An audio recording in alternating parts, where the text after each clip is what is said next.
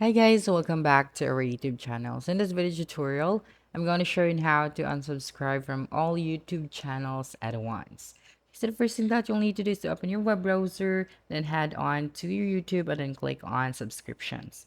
So here, just click on the manage option, this one. And as you can see, these are the channels that I have subscribed to.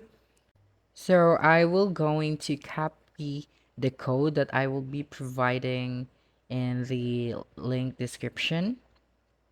Okay, so you just copy this code. Okay, and then click on copy. So now right click on the empty space and then click on inspect and then click on the console at the top.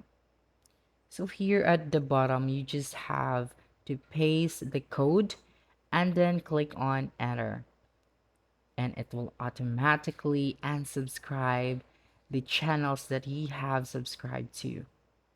Okay, as you can see, I did not click anything.